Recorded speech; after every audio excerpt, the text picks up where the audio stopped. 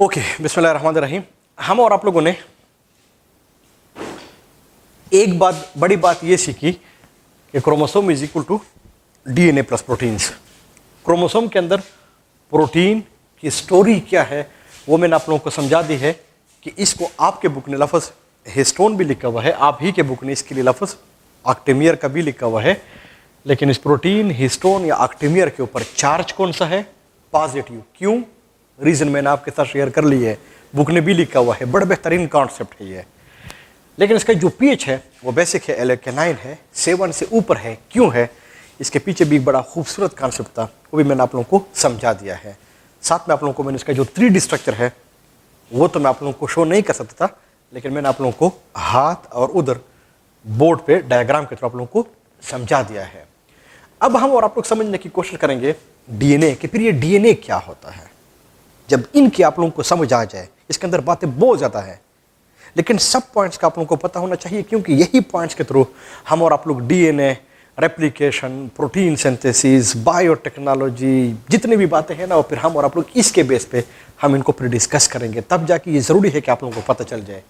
जब डीएनए की हमें समझ आ जाए, प्रोटीन की हमें समझ आ गई है, तो फिर ये दोनों कैसे क्रोमोसोम बना लेते हैं और फिर क्रोमोसोम के अंदर और पॉइंट्स कौन कौन से होंगे वो फिर हम और आप लोग समझने की कोशिश करेंगे।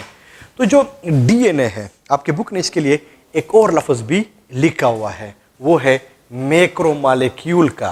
तो बाज़ दफ़ा डीएनए को कुछ लोग मैक्रोमॉलिक्यूल भी कहते हैं, कुछ लोग, जिनमें आपकी किताब भी शामिल है, डीएनए के लिए लफ्ज़ पॉलीमर का भी लगाते हैं। जिस तरह के हर एक चीज़ का अपना एक स्ट्रक्चरल एंड फंक्शनल यूनिट होता है, जैसे रेस्पिरेटरी सिस्टम के basic structural and functional unit को हम और आप लोग एल्वियोलाई कहते हैं। एक्सक्रीटरी सिस्टम के basic structural and functional unit को हम और आप लोग नेफ्रॉन कहते हैं। Muscle fibre basic structural and functional unit है मस्कुलर सिस्टम का। Neuron basic structural and functional unit है नर्वस सिस्टम का।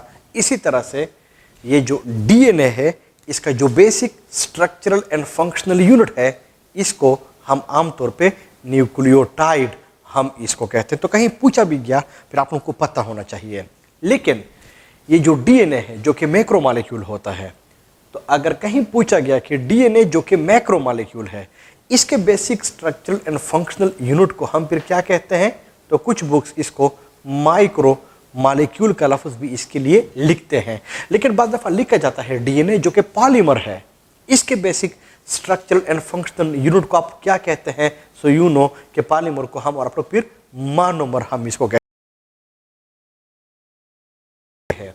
कि इस चैप्टर में डीएनए, मैक्रोमॉलिक्यूल और पॉलीमर, इसका कॉन्सेप्ट एक होगा एमसीक्यू के अंदर भी, यानी इसका मतलब एक होगा, जबकि न्यूक्लियोटाइड, माइक्रोमॉलिक्यूल और मोनोमर का कॉन्सेप्ट इस चैप्टर में भी और एमसीक्यू में भी इसका एक ही होगा। लेकिन टिपिकली हम कहते हैं, नॉर्मली जिन अल्फाज को हम इस्तेमाल करते हैं वो ये है, डीएनए का जो basic structure and functional unit है, इसको हम और आप लोग न्यूक्लियोटाइड हम और आप लोग इसको कहते हैं।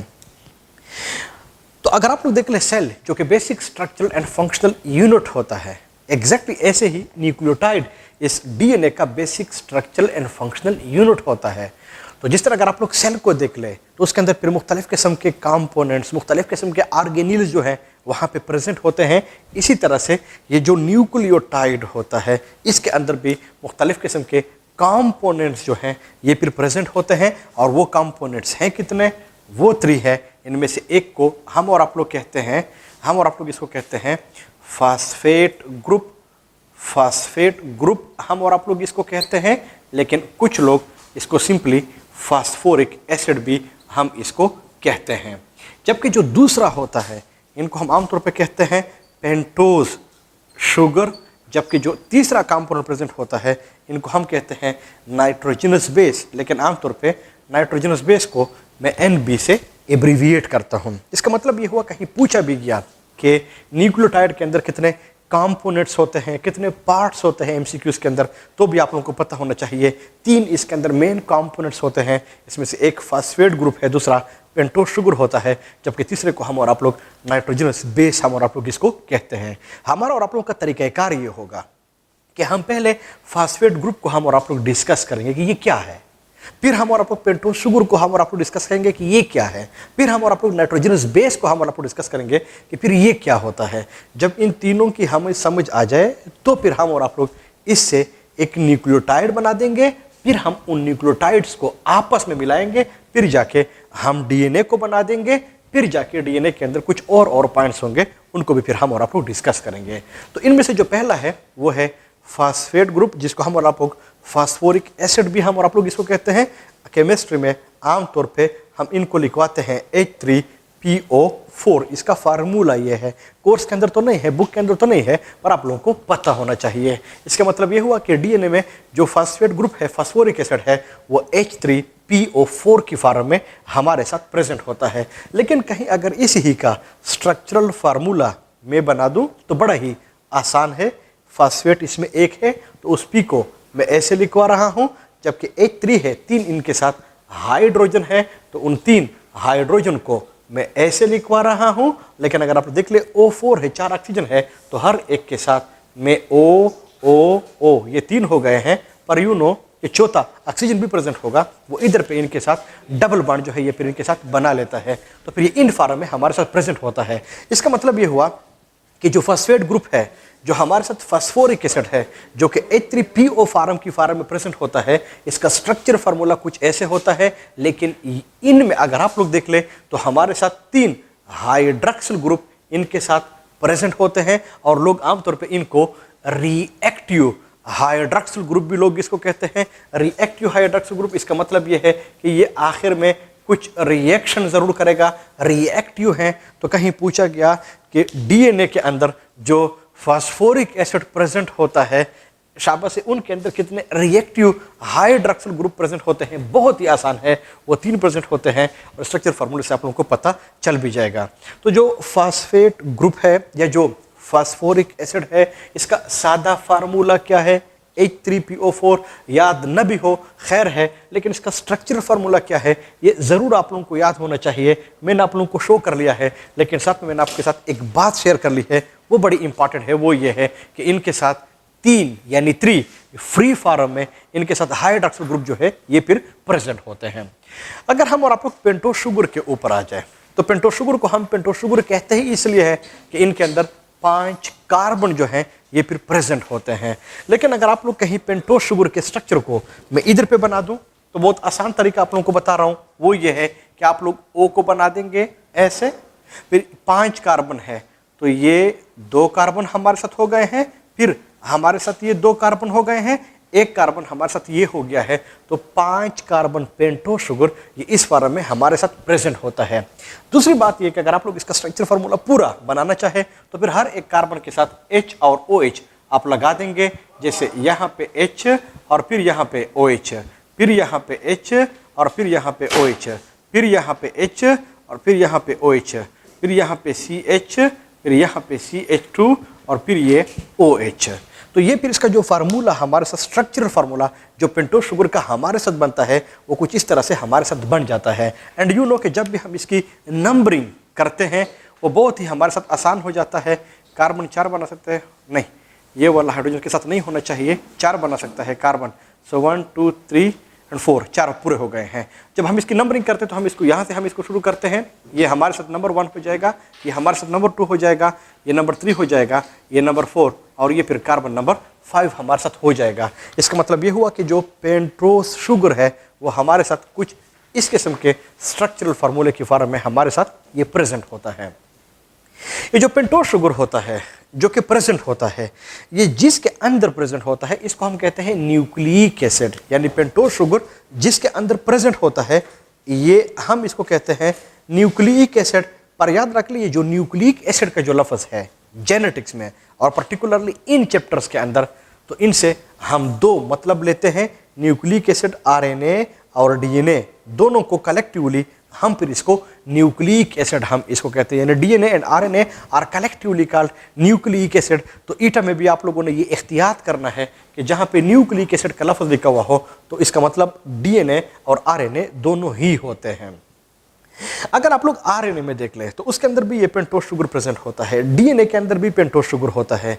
पर DNA एंड RNA को चूंकि हम कलेक्टिवली न्यूक्लिक एसिड कहते हैं तो फिर हम और आप लोग शॉर्टकट कह सकते हैं कि न्यूक्लिक एसिड के अंदर पेंटोज शुगर जो है ये फिर प्रेजेंट होता है। लेकिन अगर आप लोग उधर पे जाए आरएनए और डीएनए, तो आरएनए एब्रीविएशन है राइबो न्यूक्लिक एसिड, जबकि DNA deoxy ribo nucleic acid है। इसका मतलब ये हुआ कि डीएनए और आरएनए में और भी बहुत ज़्यादा डिफरेंसेस हैं, लेकिन इन डिफरेंसेस में से एक मेन डिफरेंस ये भी है कि जो पेंटोज शुगर होता है जो आरएनए के अंदर प्रेजेंट होता है और जो पेंटोज शुगर होता है जो डीएनए के अंदर प्रेजेंट होता है, इनमें किसी एक जगह पे ऑक्सीजन के नंबर में मसला आ जाएगा, यानी डीएनए डीऑक्सी है, इसमें एक ऑक्सीजन या ऑक्सीजन जो होगा ये फिर प्रेजेंट नहीं होगा। लेकिन डीएनए या आरएनए जो कि न्यूक्लिक एसिड जिसको हम आप लोग कहते हैं, इसके अंदर जो पेंटोज शुगर प्रेजेंट होता है तो आमतौर पे वो राइबोज वाला होता है। तब जाके कुछ लोग इसको ऐसे भी लिखते हैं पेंटोज शुगर या राइबोज शुगर भी लोग इसको कहते हैं। इसका मतलब ये हुआ कि जो आरएनए है इसके अंदर जो राइबोज शुगर होता है वो किस फॉर्म में प्रेजेंट होगा, तो हम और आप लोग इसको राइबो न्यूक्लिक एसिड यानी राइबोज वाला न्यूक्लियस ये शुगर प्रेजेंट होगा। लेकिन डीएनए में डीऑक्सी राइबोज वाला, तो जो डीऑक्सी वाला होगा ये प्रेजेंट होगा। तो अगर हम और आप लोग पेंटोज शुगर यानी राइबोज शुगर इसका अगर आप लोग स्ट्रक्चर देख ले तो फिर ये हमारे साथ इस फॉर्म में प्रेजेंट होता है। स्ट्रक्चर फार्मूला मैंने आप लोगों को बता दिया है, बहुत ही आसान तरीका है और ये आप लोगों को याद भी होना चाहिए। ये वो पेंटोज शुगर है यानी वो राइबोज शुगर है जो कि आरएनए के अंदर प्रेजेंट होता है। तब जाके मैं इनके साथ लिखवा भी रहा हूं कि यहाँ पे राइबोज शुगर प्रेजेंट होता है। लेकिन अगर आप लोग डीएनए के ऊपर आ जाए तो वो डीऑक्सी राइबोज शुगर है और डीऑक्सी का मतलब यह है कि वहां पे ऑक्सीजन नहीं होता। अब अगर हम और आप लोग इधर इस पेंटोज शुगर राइबोज शुगर में हम और आप लोग देख लें तो इधर आप लोगों को ए नंबर ऑफ ऑक्सीजन आप लोगों को नजर आ रहे हैं। यहाँ पे है 1 2 3 और फिर इसके बाद 4 5 ऑक्सीजन हमें इसके अंदर नजर आ रहे हैं। लेकिन इस अगर आप लोग इस लफ्ज को देख ले डीऑक्सी राइबोज, जैसे इसमें ऑक्सीजन नहीं है, जैसे इसके अंदर ऑक्सीजन प्रेजेंट नहीं है, नहीं ऑक्सीजन प्रेजेंट है, सिर्फ एक ऑक्सीजन नहीं होता, उस एक के ना होने की वजह से हम फिर इसके लिए जो लफ्ज इस्तेमाल करते हैं वो है डीऑक्सी राइबोज का। तो फिर ज़हन में सवाल आ जाता है कि आखिर कहाँ पे ये प्रेजेंट नहीं होता, नंबर 1 वाला, 2 वाला, 3 वाला या फिर नंबर ये जो 5 वाला है इस वाला प्रेजेंट नहीं होता। जहाँ पे ये प्रेजेंट नहीं होता वो नंबर 2 वाला है, इसलिए मैं 2 वाले को हटा रहा हूँ। इसका मतलब ये हुआ कि जो डीएनए है और आरएनए है इनके बीच में बहुत ज़्यादा डिफरेंसेस और भी प्रेजेंट है कि डी अंदर जो राइबोज शुगर होता है वो इस फॉर्म में प्रेजेंट होता है, इसमें एक ऑक्सीजन नहीं होता। लेकिन कहाँ पे नहीं होता, वो हमेशा के लिए कार्बन नंबर 2 होगा। लेकिन जो आरएनए होता है वहाँ पे राइबोज शुगर होता है और जो राइबोज शुगर होता है उनमें सारे के सारे ऑक्सीजन होता है, यानी कार्बन नंबर 2 के ऊपर भी ये ऑक्सीजन जो है ये फिर प्रेजेंट होता है। इसका मतलब ये हुआ शाबाश है कि जो डीएनए है और आरएनए है इन दोनों में एक मेन डिफरेंस हमारे साथ ये भी आ जाता है और आप लोगों को ये फिर पता भी होना चाहिए। अब अगर आप लोग देख ले फिर ज़हन में अजीब किस्म के सवाल आ जाते हैं। उनमें से एक सवाल ये भी है कि अगर आप लोग ऑक्सीजन को देख ले तो वो क्यों नंबर 1 से क्यों नहीं जाता, क्यों नंबर 2 से जाता है। मेरे ख्याल में इसका सादा आंसर ये है कि इस 1 ऑक्सीजन की जो बॉन्डिंग है वो बहुत स्ट्रांग है मेन ऑक्सीजन के साथ, तब जाके इसको लॉस करना थोड़ा मुश्किल होता है। फिर ज़हन में सवाल आ जाता है कि फिर ये क्यों ऑक्सीजन जो है ये फिर नंबर 5 से क्यों नहीं जाता, यानी क्यों फिर 2 से चला जाता है। मेरे ख्याल में इसका भी आंसर बड़ा ही सिंपल है, वो ये है कि इस ऑक्सीजन की जो बॉन्डिंग है इस मेन ऑक्सीजन के साथ वो भी बड़ी स्ट्रांग है, तब जाके इसको लॉस करना थोड़ा मुश्किल होता है। तो इनके आंसर तो मैंने आप लोगों को दे दिए हैं। फिर जहन में सवाल आ जाता है कि जो नंबर 2 है और नंबर 3 है इन दोनों की पोजीशन तो सेम है, तो फिर क्यों ये जो ऑक्सीजन होता है ये नंबर 2 से क्यों जाता है, ये नंबर 3 से क्यों नहीं जाता। मैं आमतौर पर स्टूडेंट्स को कहता हूँ कि नंबर ऑफ प्रोफेसर से, टीचर से मैंने ये बात पूछी हुई है कि क्यों ऑक्सीजन नंबर 2 से जाता है, नंबर 3 से क्यों नहीं जाता, हालांकि इन दोनों का डिस्टेंस और बॉन्डिंग की जो स्ट्रेंथ है वो एक ही है, क्यों ये फ़र्क होता है। मैं आमतौर पर स्टूडेंट्स को कहता हूँ कि केमिस्ट्री वालों में एक छोटा सा मसला होता है, वो ये है कि केमिस्ट्री नो डाउट बहुत ज़्यादा कॉम्प्लिकेटेड है, बहुत ज़्यादा कॉम्प्लेक्स होता है, लेकिन बाज़ दफ़ा जब इनको किसी चीज़ के आंसर का पता नहीं चलता, उसको डिस्क्राइब नहीं कर सकते, तो उनके साथ एक बड़ा इनोसेंट आंसर होता है, और ये होता है कि ये केमिस्ट्री का रूल है। यानी और जहाँ पे रूल होता है वहाँ पे डिस्कस करने की ज़रूरत नहीं होती। अब वो रूल क्या है मुझे क्या किसी ने अब तक नहीं बताया हुआ है, अब वो रूल क्या है हमारा उनसे कोई ख़ास कंसर्न भी नहीं है। लेकिन केमिस्ट्री वालों से जहाँ तक मैंने पूछा हुआ है वो हमें कहते हैं कि ये केमिस्ट्री का या बायोकेमिस्ट्री का रूल है कि अगर ऑक्सीजन जाएगा तो 2 से जाएगा, 3 से नहीं जाएगा। क्यों? हम और आप लोगों का यही आंसर होगा कि ये केमिस्ट्री का या बायोकेमिस्ट्री का रूल है कि 2 से जाएगा, 3 से नहीं जाएगा। तो ये आंसर भी मैंने आप लोगों को दे दिया है। तो ये पॉइंट भी आपके जहन में होना चाहिए, जो कि बहुत ही ज़रा खूबसूरत है, और आपके जहन में ये बात भी होनी चाहिए। अगर हम और आप लोग आ जाए नीचे तीसरे नाइट्रोजनस बेस पे, इसका मतलब ये हुआ कि पेंटोस शुगर की स्टोरी आपको पता होना चाहिए। पेंटोस शुगर की जो स्टोरी है वो भी मैंने आपके साथ शेयर कर ली है, वो भी आप लोगों के साथ होनी चाहिए। लेकिन इधर पे एक बात और भी ऐड कर लो जनरली, जो कि आप लोगों को पता होना चाहिए। वो ये है कि अगर आप लोग इस राइबोस को देख ले तो इसको हम डीऑक्सी राइबोस कहते हैं। यानी डी का लफ्ज़ जब मेडिकल साइंस में केमिस्ट्री में लग जाता है तो इसका मतलब नेगेटिव होता है ना, यानी वहाँ पे प्रेजेंट नहीं है। तो इसका मतलब ये हुआ कि वहाँ पे ऑक्सीजन नहीं है। लेकिन अगर हम और आप लोग देख ले सारे ऑक्सीजन है, एक नहीं है।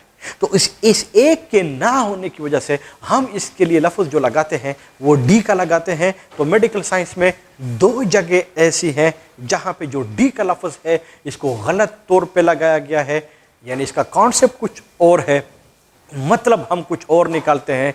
जैसे मेडिकल साइंस में या केमिस्ट्री में किसी जगह पे अगर लफ्ज़ डी लग जाए पहले, इसका मतलब ना नहीं है, नेगेटिव के लिए हम और आप लोग इस लफ्ज़ को लगाते हैं।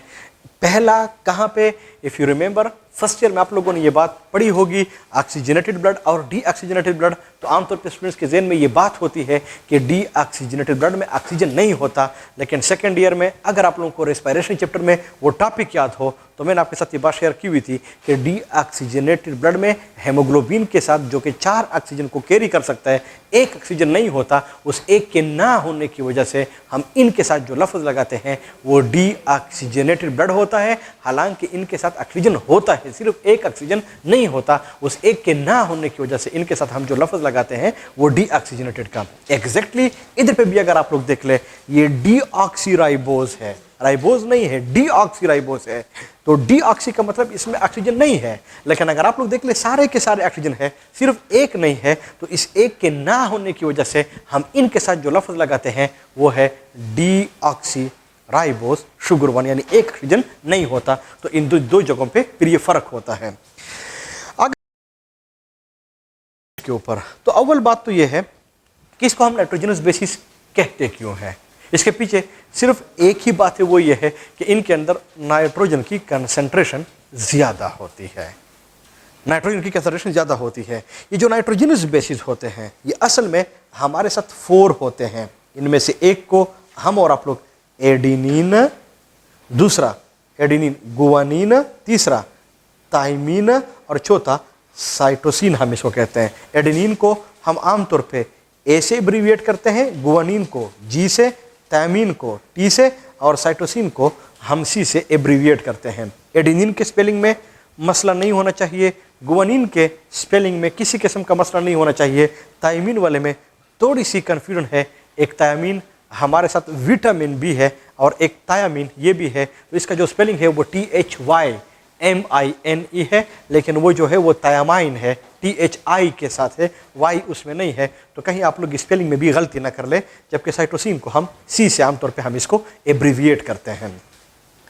हमारा और आप लोगों का इसके स्ट्रक्चरल फार्मूले से हमारा कोई कंसर्न है नहीं, क्योंकि इसके स्ट्रक्चरल फार्मूले मुश्किल है, लेंथी है, MCQs में नहीं आते, ना कहीं पूछे जाते हैं, ना आप लोगों को पता होना चाहिए। जो पॉइंट्स पता होना चाहिए वो आपके साथ शेयर कर लेता हूँ। इनमें से पहली बात यह है कि जो एडेनिन और जो गुआनिन होते हैं ये असल में हमारे साथ डबल रिंग होते हैं। और अगर आप लोग अपने बुक में भी देख लें तो इनका जो स्ट्रक्चर है ना वो डबल रिंग वाला है, यानी इनके अंदर 2 रिंग्स प्रेजेंट है। जबकि थाइमिन और जो साइटोसिन होते हैं ये दोनों के दोनों सिंगल रिंग्ड वाले होते हैं। और अगर आप लोग बुक में भी देख लें तो ये सिंगल रिंग्ड वाले होते हैं।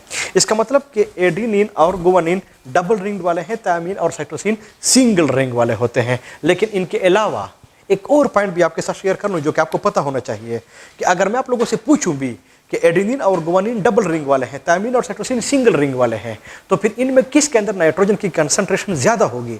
अंडरस्टूड बात है। ये जो एडेनिन और जो गुआनिन होते हैं इनमें चूंकि नाइट्रोजन ज़्यादा है तो इसका जो मॉलिक्यूलर वेट होगा ये भी बहुत ज़्यादा होगा, जबकि जो थायमिन और साइटोसिन है चूंकि ये सिंगल रिंग वाले हैं वहाँ पे नाइट्रोजन कम होता है, तो अंडरस्टूड बात है यहाँ पे जो मॉलिक्यूलर वेट होता है ये भी इनका कम होता है। लेकिन अगर आप लोग मॉलिक्यूलर वेट से कहीं निकल जाए और कहीं अगर आप लोग इनको देख ले तो मैं आमतौर पे कहता हूँ कि एडेनिन और गुआनिन जिनमें नाइट्रोजन की कंसंट्रेशन ज़्यादा होती है, बल्कि मैं यहाँ पे लिखवा लेता हूँ नाइट्रोजन की कंसंट्रेशन यहाँ पे ज़्यादा है, यहाँ पे जो नाइट्रोजन की कंसंट्रेशन है ये सिंगल रिंग वाले में ये भी कम होती है। तो अगर कहीं मैं आप लोगों से एक्स्ट्रा पॉइंट पूछूं वो ये है कि जो एडेनिन और गुआनिन है जो कि डबल रिंग्स वाले होते हैं, जिसका मॉलिक्यूलर ज़्यादा होता है, जिनमें नाइट्रोजन की कंसंट्रेशन ज़्यादा होती है, ये आपको ज़्यादा खूबसूरत यानी अट्रैक्टिव यानी प्रीट नजर आएंगे कि नहीं?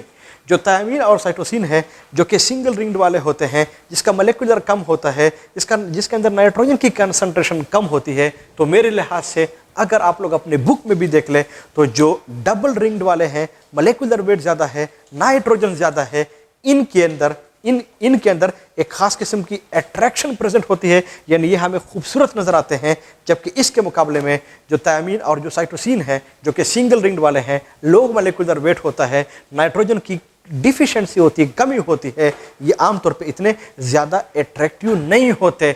मैं इसको बदसूरत नहीं कहूँगा, पर इसके अंदर वो अट्रैक्शन ज़्यादा नहीं होती, तो इसलिए मैं इनको छोटा सा तीर का निशान डाल लेता हूँ ताकि आप लोगों को पता भी चल जाए। अगर आप लोग इनमें देख लें तो 4 पॉइंट्स हैं, बड़े ज़बरदस्त हैं, आप लोगों को पता होना चाहिए। ईटा में आप लोगों से ये बात पूछी जा सकती है कि जो डबल रिंग्स वाले हैं, जिनका मॉलिक्यूलर वेट ज़्यादा है, जिनमें नाइट्रोजन ज़्यादा है, जो कि मोर अट्रैक्टिव है, वो कौन कौन से हैं? वो एडेनिन और गुआनिन है। तो ऐसे नाइट्रोजनस बेसिस कि जो हो भी डबल रिंग, जिसका मॉलिक्यूलर वेट भी ज्यादा हो, जहां पे नाइट्रोजन की कंसंट्रेशन भी ज्यादा हो, जिनमें अट्रैक्शन भी ज्यादा हो, आपके बुक ने इसके लिए एक बड़ा खूबसूरत लफ्ज लिखा हुआ है कि इनको हम फिर कहते हैं प्यूरिन।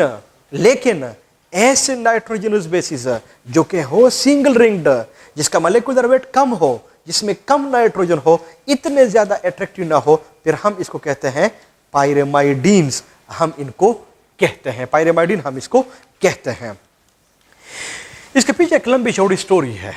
ईटा में फिर आप लोगों को कैसे पता चलेगा कि प्यूरिन और पाइरेमाइडिन में किसका मॉलिक्यूलर वेट ज़्यादा है, कौन से डबल रिंग वाले हैं, किस में नाइट्रोजन ज़्यादा होता है, कौन बहुत ज़्यादा अट्रैक्टिव होते हैं प्यूरिन और पाइरेमाइडिन में। बात दफ़ा उसके अंदर भी ये बात पूछी जाती है। तो इसके पीछे बहुत लंबी चौड़ी दस्तान है, स्टोरी है मूवी की, लेकिन आमतौर पर चूँकि ऑनलाइन क्लासेस हम इसको शेयर नहीं कर सकते, आसान सा हाल आप लोगों को बता देता हूँ।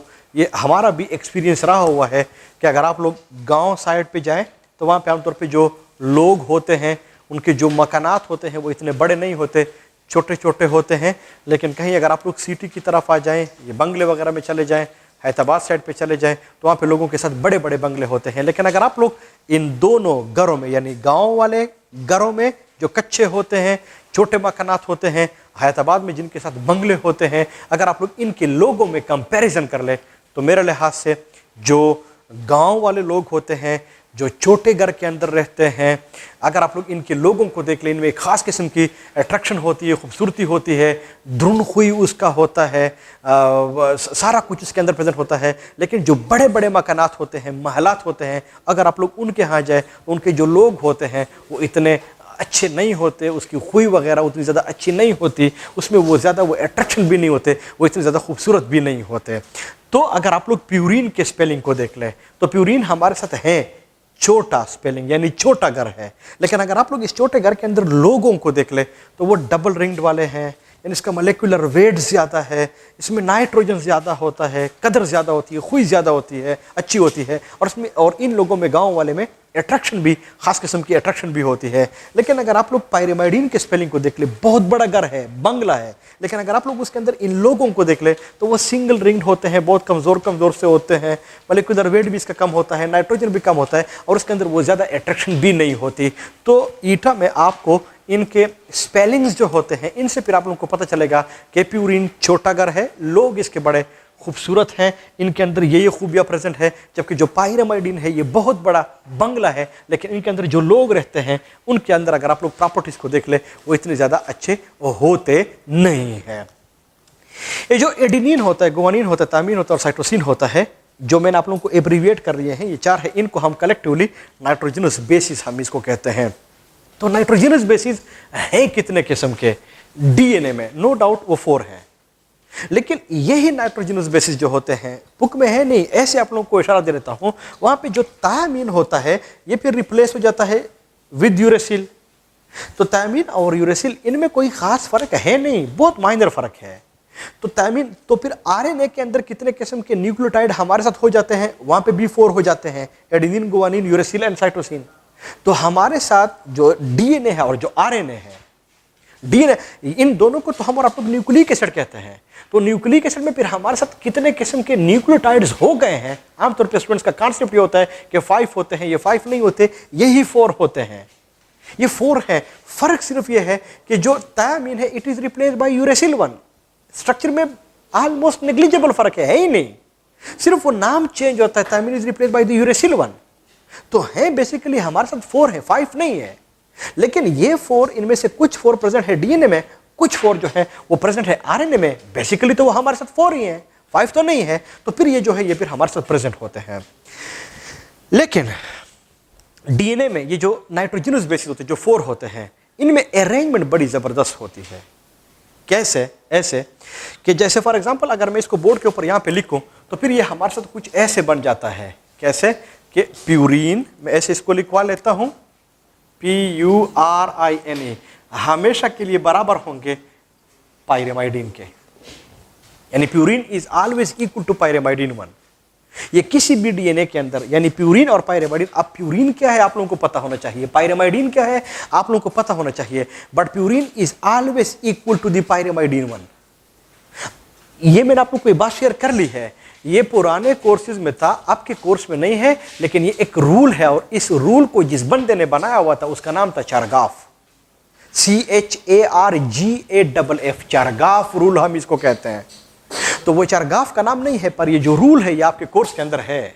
Purine is always equal to pyrimidine 1, यानी किसी भी डीएनए के अंदर जितने प्यूरिन होंगे उतने पायरेमाइडिन भी होंगे।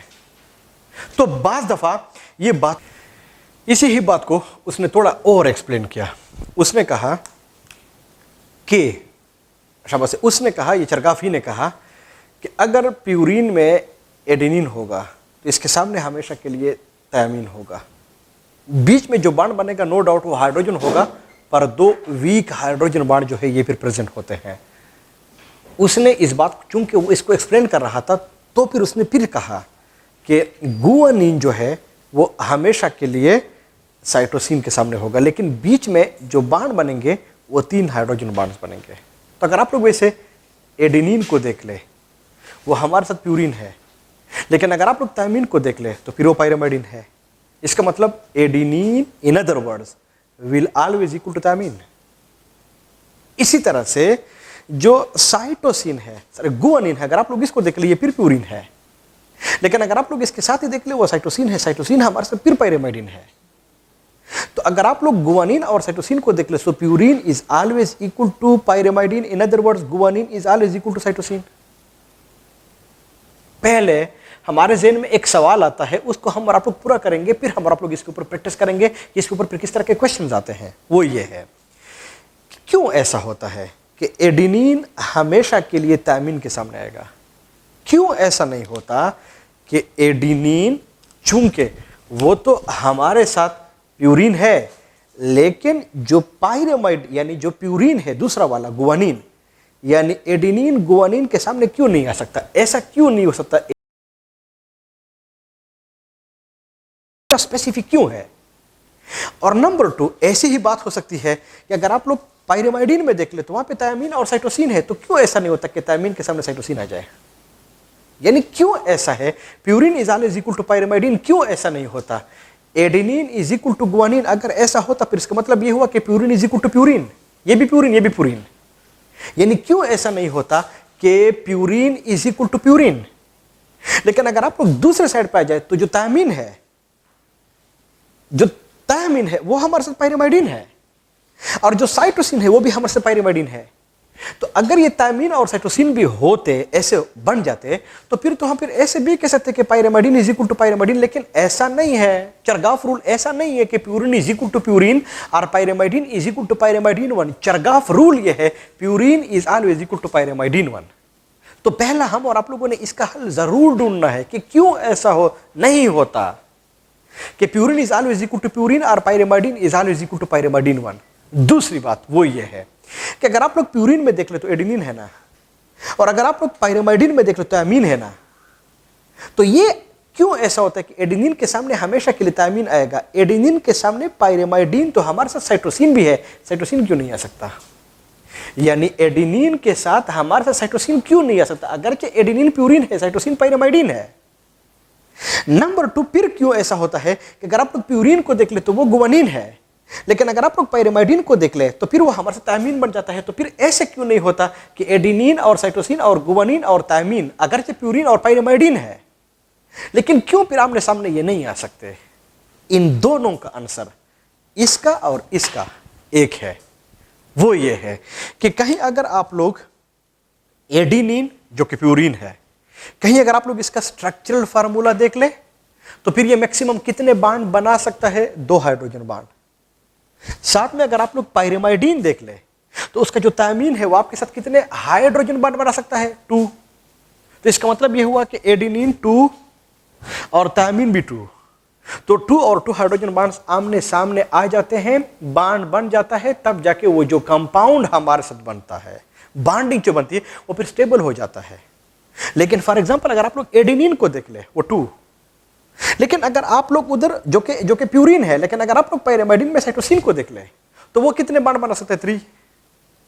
तो 2 और 3 इनमें से तो फिर 2 बांड तो स्टेबल हो जाते, एक तो फिर अनस्टेबल होता ना।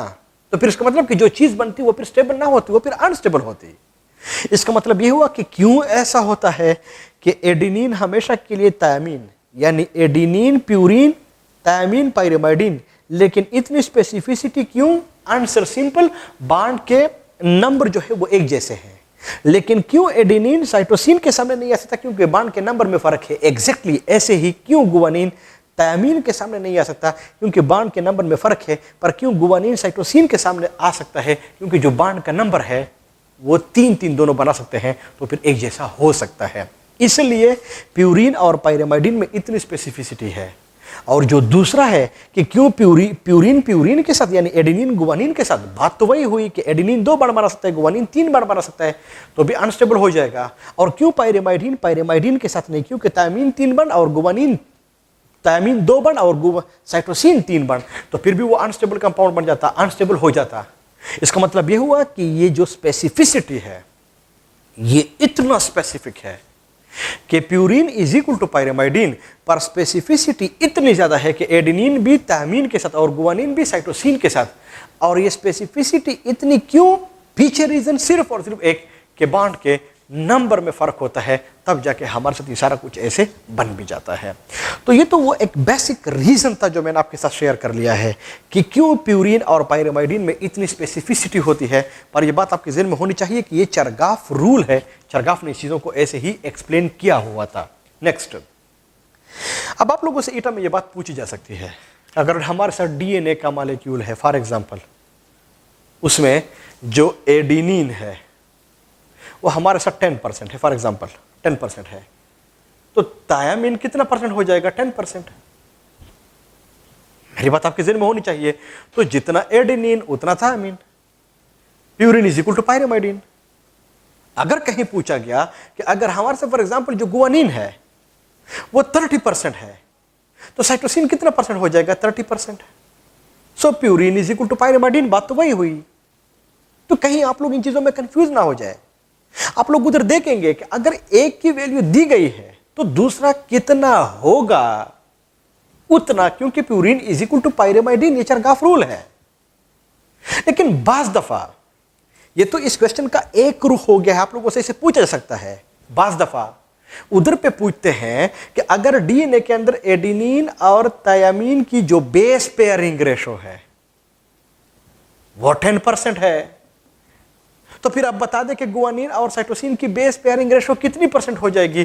तो डीएनए में तो नाइट्रोजनस बेसिस यही दो है ना, तो अगर 10% ये है तो कितना बचा 90% ना, तो इसका मतलब कि 90% हमारे साथ गुआनिन और साइटोसिन है। दूसरी बात जो आप लोगों से पूछ सकती है वो इस तरह की है, एक फॉर्मेट तो मैंने आप लोगों को बता दिया है, जितना प्यूरिन उतना पायरेमाइडिन, जितना प्यूरिन उतना पायरेमाइडिन। दूसरी बात, इसकी वैल्यू आप लोगों को दी गई है कि एडेनिन और थायमिन आपके साथ 10% है। बता दे कि गुआनिन और साइटोसिन की रेशो फिर हमारे साथ कितनी % हो जाएगी, 90%। पूछा जा सकता है। फॉर एग्जांपल अगर आपसे पूछा गया कि गुआनिन और साइटोसिन वो आपके साथ वो दोनों के दोनों आपके साथ 30% है, आप बता दे कि एडेनिन और थायमिन की बेस पेयरिंग रेशो कितनी % होगी, तो 100 से अगर आप लोग 30% निकाले तो 70% ये हो जाएगा।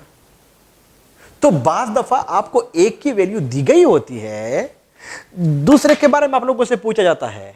बाज दफा इस एक की वैल्यू दी होगी, दूसरे के बारे में पेयरल वाले में, तो इसमें फर्क होता है। बाज दफा कि अगर एडेनिन और ये तीसरा किस्म का एमसीक्यू आप लोगों को बता रहा हूं, अगर एडेनिन और थायमिन की बेस पेयरिंग रेशो 70% है तो बता दे कि इस डीएनए में साइटोसिन कितना % होगा। अब यू नो कि अगर 70% आपके साथ गुआनिन और साइटोसिन हुआ तो उसने तो सिर्फ साइटोसिन के बारे में पूछा हुआ है, तो फिर आप इसको 2 के ऊपर डिवाइड कर लेंगे 15%। इसका मतलब कि 15% साइटोसिन है तो 15% गुआनिन है, तो अगर आप लोग इन दोनों को प्लस करें तो फिर 30% ये हुआ, 70% वो हुआ। मुझे उम्मीद है और किस्म के फॉर्मेट अगर आपको इसके ऊपर क्वेश्चन आ भी जाए आप लोग इसको आसानी से हल कर सकते हैं। इसका मतलब ये हुआ कि जो चरगाफ रूल है, जो कि कोर्स में इन्होंने नाम तो नहीं लिखा हुआ है, पर इसके ऊपर जो क्वेश्चंस हैं वो एक्सरसाइज के अंदर दिए गए हैं, आप लोग आसानी से इसको हल कर सकते हैं। देखना ये पड़ेगा कि अगर एडेनिन की वैल्यू है थायमिन की पूछी गई है या गुआनिन की वैल्यू है साइटोसिन की पूछी गई है, तो फिर वही होगा। या फिर एक का % दिया गया है, दूसरे का आप आसानी से निकाल सकते हैं। या फिर अगर एक शाबाश से दोनों का दिया गया है और फिर आपसे एक के बारे में पूछा जाए फिर भी आप लोग इसको निकाल सकते हैं। बाज़ दफा ऐसे पूछा जाता है कि अगर फॉर एग्जांपल एक डीएनए के मॉलिक्यूल के अंदर जो गुआनिन है वो हमारे साथ 5% है, सिर्फ गुआनिन की वैल्यू आप लोगों को दी जाएगी। आप बता दें कि इस डीएनए में एडेनिन और थायमिन की बेस पेयरिंग रेशो कितनी होगी, तो बड़ा आसान है। अगर 5% गुआनिन है इसका मतलब कि 5% साइटोसिन भी हुआ, तो 5 + 5 10, इसका मतलब कि गुआनिन और साइटोसिन की जो रेशो है वो तो आपके साथ 10% हो गई। इसका मतलब कि एडेनिन और थायमिन की जो बेस पेयरिंग रेशो है ना वो 90% रह गई। बाज़ दफा आप लोगों से ऐसे पूछा जाता है कि अगर गुआनिन की वैल्यू 5% है तो फिर इस डीएनए में थायमिन की रेशो कितनी होगी, तो भी आसान है। तो गुआनिन 5%, इसका मतलब कि 5% साइटोसिन भी है, तो 5 + 5 10, तो 10% को अगर आप लोग इसको निकाले तो 90% ये रह जाएगा एडेनिन और थायमिन। तो उस 90% में सिर्फ उसने थायमिन पूछा हुआ है, तो 90% तो दोनों का है, तो फिर आप इसको 2 के ऊपर डिवाइड कर ले तो 45% आपके साथ रह जाएगा। इसको बड़े बड़े टेक्निकल लेकिन बड़े मजेदार से क्वेश्चंस आते हैं, आपके कोर्स के अंदर हैं भी, आप लोगों को पता भी होना चाहिए। तो नाइट्रोजनस बेसिस के अंदर कौन कौन से पॉइंट्स हो गए हैं जो आपके ज़हन में होने चाहिए। डबल रिंग वाला कौन है, सिंगल रिंग वाला कौन है, मॉलिक्यूलर वेट किसका कम है, किसका ज़्यादा है, किस में नाइट्रोजन कम है, किस में ज़्यादा है, कौन से अट्रैक्टिव है, कौन से कम है, प्यूरिन वाले कौन से हो गए हैं, पैरिमाइडिन वाले कौन से हो गए हैं, और चरगाफ रूल कौन सा हो गया है, इन सब चीज़ों का आप लोगों को पता होना चाहिए। हम और आप लोगों ने फास्फेट ग्रुप को डिस्कस किया कि कैसे होता है, हम और आप लोगों ने पेंटोस शुगर को डिस्कस किया कि किस फॉर्म में प्रेजेंट होता है, हम और आप लोगों ने नाइट्रोजनस बेस को भी डिस्कस किया कि कैसे प्रेजेंट होता है। अब हम और आप लोगों ने जब 1 by 1 हर एक को डिस्कस किया, अब हम और आप लोग इन तीनों को मिलाएंगे और एक न्यूक्लियोटाइड हम और आप लोग इससे बनाएंगे। तो ये न्यूक्लियोटाइड इसके अंदर किस फॉर्म में, ये कैसे इसको बना लेता है, इसका भी एक सीधा साधा आंसर है, रूल है, आपको पता होना चाहिए। वो ये है कि हमेशा के लिए कार्बन नंबर 1 के साथ नाइट्रोजनस बेस जो है ये फिर अटैच होगा। पर यू नो कि जो नाइट्रोजनस बेसिस हैं वो 4 तरह के हैं, तो यहाँ पे एडेनिन भी अटैच हो सकता है, गुआनिन भी हो सकता है, थायमिन भी हो सकता है, और साइटोसिन भी हो सकता है, लेकिन एट ए टाइम एक अटैच होगा, चारों के चारों यहाँ पे अटैच नहीं हो सकते। वो कहीं पूछा गया कि नाइट्रोजनस बेस पेंटोज शुगर में या डीऑक्सीराइबोज शुगर में किस कार्बन के साथ अटैच होता है, नंबर 1 के साथ अटैच होता है, बड़ा ही आसान है। नंबर 2 शाबाश है, जो फॉस्फेट ग्रुप होता है वो हमेशा के लिए, जो ये न्यूक्लियोटाइड होता है, इसके कार्बन नंबर 5 के साथ अटैच होता है, 5 के साथ अटैच होता है, तो इधर पे फिर वो फॉस्फेट ग्रुप जो है ये फिर अटैच होगा। अगर ये फॉस्फेट ग्रुप अटैच होगा तो इनके साथ 3 वो हाइड्रॉक्सिल ग्रुप थे, तो ये OH और मैं यहाँ पे फिर OH और फिर ये वहाँ पे फिर OH और फिर ये मैंने उसी ही चीज़ को बनाया हुआ है, लेकिन यहाँ पे मैंने नाइट्रोजन बेसिक को शो किया हुआ है। तो अगर मैं इसको थोड़ा सा चेंज कर लूँ और बजाय इसको ऐसे नोट करने के, मैं इसको इस फार्म में इसको नोट कर लूँ कि इसके OH को इस साइड पे लाऊं और यहाँ पे मैं नंबर 5 लिख दूँ, तो फिर किसी किस्म का ऑब्जेक्शन आपका नहीं होना चाहिए। तो ये इसका मतलब ये हुआ कि ये बात भी आपको पता होना चाहिए कि पेंटोज शुगर में हमेशा के लिए कार्बन नंबर 1 के साथ नाइट्रोजनस बेस अटैच होगा, कार्बन नंबर 5 के साथ हमेशा के लिए फास्फोरिक एसिड जो है ये फिर अटैच होगा। तो अगर आप लोग वैसे इनको देख ले तो हमें एक चीज़ का पता चल गया है कि कार्बन नंबर 1 को हम और आप लोगों ने छेड़ लिया है, किस लिहाज से कि वहाँ पे हम और आप लोगों ने नाइट्रोजनस बेस को अटैच कर लिया है। 2 को हम और आप लोगों ने छेड़ा हुआ है, किस लिहाज से कि वहाँ पे हम और आप लोगों ने एक ऑक्सीजन को रिमूव किया हुआ है। 3 को हमने नहीं छेड़ा हुआ है, 4 को हमने नहीं छेड़ा हुआ है, 5 के साथ हम और आप लोगों ने फास्फोरिक एसिड को भी अटैच कर लिया है। अभी नेक्स्ट पॉइंट इसके ऊपर हम और आप लोग आएंगे, वो बड़ा इंपॉर्टेंट है। वो ये है कि जब इस कार्बन के साथ ये नाइट्रोजनस बेस अटैच होता है, तो इस कार्बन के साथ अगर आप लोग देख ले यहाँ पे तो OH है, इस OH को मैं यहाँ से हटा रहा हूँ और ये OH आपके ज़हन में ये बात होनी चाहिए कि ये OH को मैंने यहाँ पे लिख दिया है। नाइट्रोजनस बेस में अगर आप लोग देख ले उधर पे भी आप लोगों को OH नजर आएगा, उधर पे भी आप लोगों को OH नजर आएगा। अगर आप लोग इसका स्ट्रक्चर फार्मूला देख ले तो केमिस्ट्री में हम और आप लोगों ने एक बात तो ये सीखी हुई थी कि जहाँ पे किसी चीज़ की समझ ना आ जाए वहाँ पे हम और आप लोग डिस्क्राइब कर लेते हैं कि ये बायोकेमिस्ट्री का रूल है।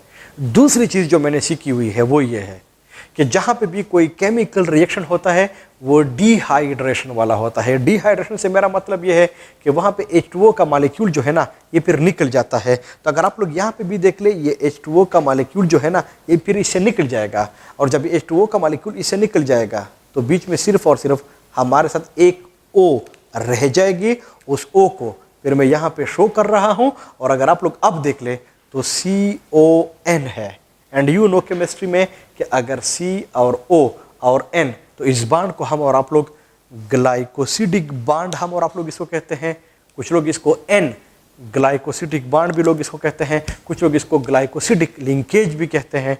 बड़ा खूबसूरत पॉइंट है। कहीं पूछा गया कि जब नाइट्रोजनस बेस डीऑक्सीराइबोज शुगर के कार्बन नंबर 1 के साथ अटैच होता है तो बांड कौन सा बनता है, यू शुड नो कि ग्लाइकोसिडिक बांड जो है ये फिर हमारे साथ बन जाता है। कुछ स्टूडेंट्स का गलत कॉन्सेप्ट होता है, वो लिखते हैं कि यहाँ पे भी ईस्टर बांड बन जाता है। ये ईस्टर बांड नहीं है, ये हमारे साथ ग्लाइकोसिडिक बांड जो है ये फिर हमारे साथ बन जाता है। उम्मीद है यहाँ पे किसी किस्म का मसला नहीं होना चाहिए। अगर हम और आप लोग दूसरे साइड के ऊपर आ जाए, इधर पे हम और आप लोग आ जाए, तो इधर पे मसला कुछ और होता है। वो ये है कि यहाँ पे भी वो डिहाइड्रेशन वाला प्रोसेस होगा। H2O का मॉलिक्यूल इससे निकलेगा, तो अगर इससे H2O का मॉलिक्यूल निकलेगा तो अंडरस्टूड बात है यहाँ पे फिर O हमारे साथ रह जाएगा। एंड यू नो कि कहीं अगर POC यानी इस तरह का बांड आ जाए, POC इस तरह का बांड हमारे साथ जाए, तो फिर हम और आप लोग इसको ईस्टर बांड हम इसको कहते हैं, ईस्टर बांड हम इसको कहते हैं। लेकिन अगर आप लोग इसमें देख ले ईस्टर बांड में, तो चूंकि फास्फेट इसके अंदर इन्वॉल्व है तो इस ईस्टर बांड को कुछ लोग फास्फो ईस्टर बांड भी लोग इसको कहते हैं। तो फिर ये हमारे साथ ये एक फास्फो ईस्टर बांड जो है ये फिर हमारे साथ बन जाता है। तो इसका मतलब ये हुआ कि कहीं पूछा गया कि अगर फास्फोरिक एसिड राइबोज शुगर के कार्बन नंबर 5 के साथ अटैच होता है तो फिर बांड कौन सा बनता है, वो कोई और नहीं होता, वो हमारे साथ फिर ईस्टर बांड जो है ये फिर बन जाता है। लेकिन चूंकि इसमें फास्फेट होता है तो फिर हम इसको आमतौर पे फास्फो ईस्टर बांड हम और आप लोग इसको नॉर्मली कह देते हैं।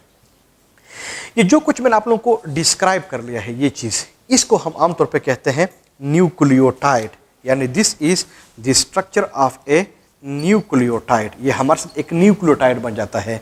इस न्यूक्लियोटाइड में कितने कंपोनेंट्स इन्वॉल्व हैं? 3 कंपोनेंट जो हैं वहाँ पे इन्वॉल्व होते हैं, लेकिन इनकी आपस में जो अटैचमेंट है वो डीऑक्सी राइबोज शुगर के कार्बन नंबर 1 और कार्बन नंबर 5 के साथ है। पता होना चाहिए कौन से बॉन्ड बनते हैं, क्या होता है, ये भी फिर आप लोगों को पता होना चाहिए। लेकिन जो एक न्यूक्लियोटाइड होता है, इसका जो डायामीटर होता है वो तकरीबन 0.34 नैनोमीटर होता है। एक न्यूक्लियोटाइड का डायमीटर बुक में है भी, आप लोगों को पता भी होना चाहिए। और अगर आप लोग ह्यूमन बींग्स के एक सेल को निकाल दें, वहाँ से आप लोग न्यूक्लियस को निकाल दें, तो वहाँ पे जो टोटल क्रोमोसोम्स होते हैं वो 23 पेयर्स यानी 46 क्रोमोसोम्स होते हैं।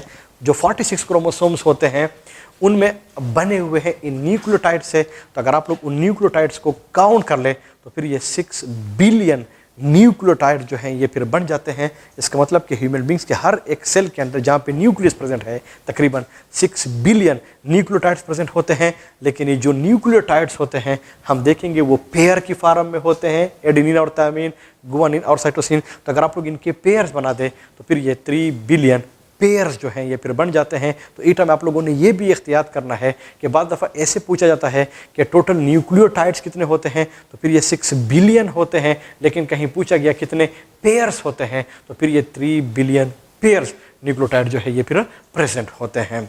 ये जो न्यूक्लियोटाइड होते हैं इनसे अगर आप लोग इस फास्फेट ग्रुप को अगर आप लोग निकाल दें, यानी इस फास्फेट ग्रुप को अगर आप लोग यहाँ पे इसको टच ना करें, सिर्फ और सिर्फ ये डीऑक्सी राइबोज शुगर हो प्लस इनके साथ ये नाइट्रोजनस बेस हो, तो इसके लिए हम एक और लफ्ज़ भी लगाते हैं और उसको हम कहते हैं न्यूक्लियोसाइड, हम इसको कहते हैं। तो एक न्यूक्लियोटाइड है, एक न्यूक्लियोसाइड है।